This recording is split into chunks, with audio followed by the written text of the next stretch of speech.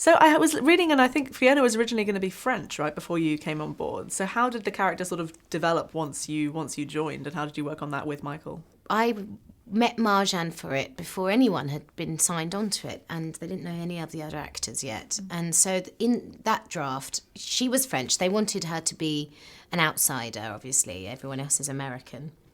And I met Marjan and she said, you have to be in it. Which one do you want to play? And I said, I want to be the head in the fridge. And so that was the French part. So she said, well, we'll just make you British.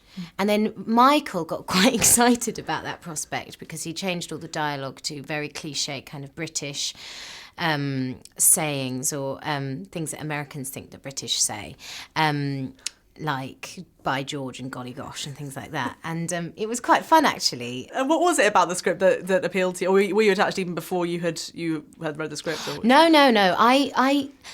It was really random, actually. It was Ryan Reynolds' agent said, there's this script and you should read it, and Ryan's doing it. And it was totally not what... I mean, I wanted to do something that was totally off the track that I was on at that time. And I loved it. And I was a fan of Marjan anyway because of her previous films and her illustration work. And so that was very exciting for me. And at that point, I'd never worked with a female director. So I was mostly attracted to her. And I didn't think that I'd even get the opportunity to do it because it was so indie.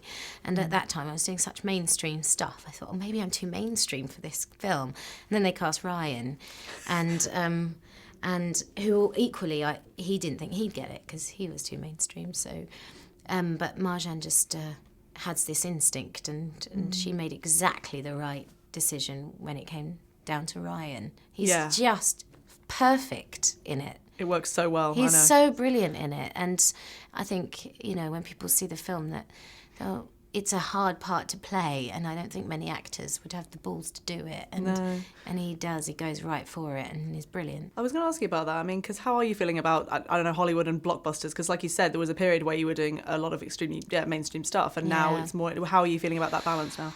Well, I think if the right blockbuster came up, I'd do it, but... I didn't really enjoy any of the blockbusters that I made.